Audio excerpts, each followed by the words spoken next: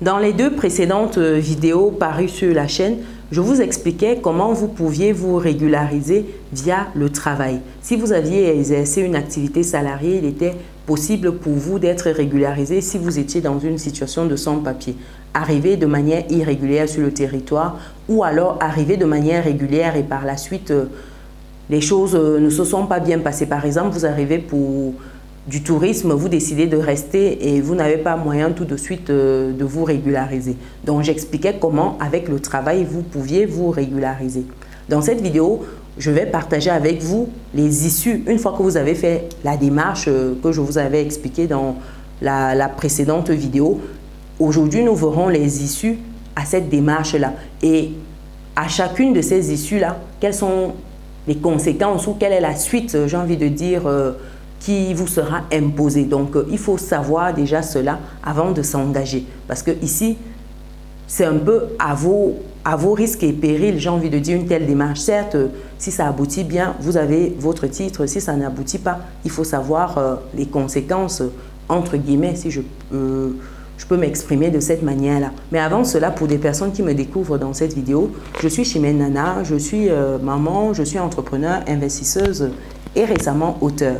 Auteur de ce livre, Vivre et réussir en France. C'est un livre qui vous permet de bien vous intégrer lorsque vous arrivez sur le territoire. Ici, ça fait un moment que vous êtes sur le territoire, comment vous pouvez obtenir votre prospérité financière? Quelles sont les clés? Comment avancer sur le territoire? Parce que ici, vous allez comprendre le système bancaire, l'environnement, comment vous pouvez tirer votre épingle du jeu, comment vous pouvez bien épargner ou comment, quand investir sereinement, comment sécuriser votre avenir et l'avenir de vos proches. Je vais mettre le lien dans le descriptif de cette vidéo pour les personnes qui souhaitent se procurer le livre. Donc après cette parenthèse-là, j'expliquais les différentes étapes qu'il fallait pour obtenir une régularisation via le travail. Donc une fois que vous avez constitué votre dossier via une association type enfin une association de façon générale ou un syndicat ou tout autre organisme. Maintenant, vous devez déposer cela, que ce soit vous via cet organisme-là, déposer à la préfecture ou la sous-préfecture dont votre résidence dépend. Donc, si vous êtes par exemple dans les Hauts-de-France, vous êtes à la préfecture du Nord. Donc, ici, c'est de vous rapprocher de cette préfecture. Il faut savoir que pour certaines vous n'avez plus la possibilité de faire en ligne pour certaines démarches. Vous devez vous rendre physiquement là-bas.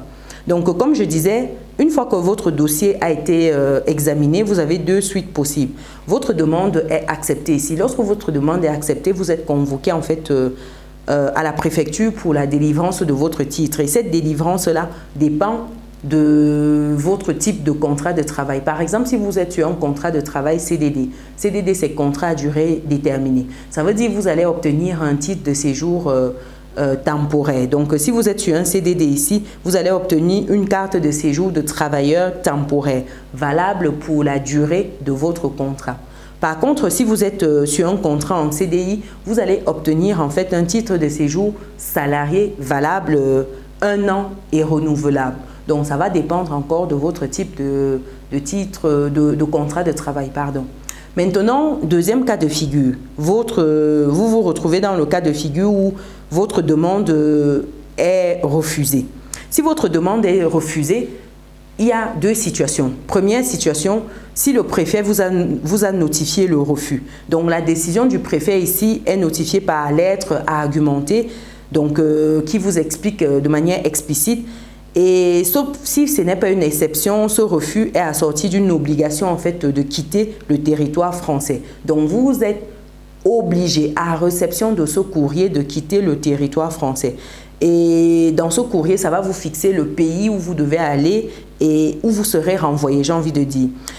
Vous avez des possibilités de faire un recours devant les tribunaux, un recours contentieux, j'ai envie de dire, devant un tribunal administratif. Et ceci, c'est dans un délai de 48 heures. 48 heures ou 15 à 30 jours selon le type d'obligation de quitter le territoire. Parce que vous avez plusieurs types d'obligations de quitter le territoire. Et vous n'avez pas forcément besoin de faire appel à un avocat. Mais généralement, c'est recommandé de faire appel à un avocat parce que ce dernier maîtrise mieux les rouages du système. Donc, il saura mieux vous défendre, j'ai envie de dire. Donc, il faut faire attention ici parce que vous avez une autre situation. Si vous vous retrouvez, par exemple, vous avez une absence de réponse du préfet sur votre demande. Si la préfecture n'a pas répondu au bout de 4 mois, il s'agit d'un refus implicite. Donc, ça veut dire qu'elle refuse mais ne vous notifie pas. Vous pouvez alors former dans un délai de 2 mois à compter de ce refus un recours administratif. Ici, c'est un recours gracieux devant le préfet ou un recours hiérarchique devant le ministre de l'Intérieur. Ou alors, vous pouvez faire un recours contentieux devant le tribunal administratif. Faire appel à un avocat n'est forcément pas nécessaire. C'est à vous de juger. Donc, dites-vous que si vous vous retrouvez là, au bout de 4 mois, rien ne se passe, ça veut dire que c'est un refus. Parce que quand c'est accepté, vous êtes convoqué à la préfecture pour vous délivrer un titre de séjour ou alors pour vous délivrer une autorisation temporaire en fonction de votre contrat CDD. Donc, quand c'est une acceptation, c'est le seul cas de figure que vous avez. Donc, ça veut dire que si rien ne se passe au bout de 4 mois, c'est un refus implicite. Donc, faites très attention ici à l'interprétation. Et quand vous vous retrouvez dans le cas de figure où vous recevez la lettre du préfet, c'est un peu plus délicat parce que là, ça commence en mode bataille pour maintenir, pour rester en fait sur le territoire. Et encore, il faut encore identifier le type de demande de quitter parce qu'il y a plusieurs types en fait et les délais sont également différents. Donc dites-moi, dans quelle situation vous vous trouvez aujourd'hui? Est-ce que vous êtes un travailleur irrégulier? Est-ce que vous êtes en train de vous régulariser? Est-ce que vous êtes en recherche des voies et moyens? Partagez. Si vous avez des astuces pour une régularisation, partagez. Moi, je parlais spécialement de la régularisation via un travail. Il y a d'autres types de régularisation dont je parlerai dans une prochaine vidéo. Donc, n'hésitez pas, si vous avez des sujets que vous souhaitez voir traités sur la chaîne, ce sera avec plaisir que je traiterai ces différents sujets. Si vous n'êtes pas encore abonné, abonnez-vous, partagez autour de vous. Ça pourra sauver quelqu'un qui se retrouve dans une situation délicate, j'ai envie de dire, partagez. Nous, on se donne rendez-vous dans une prochaine vidéo. Ciao!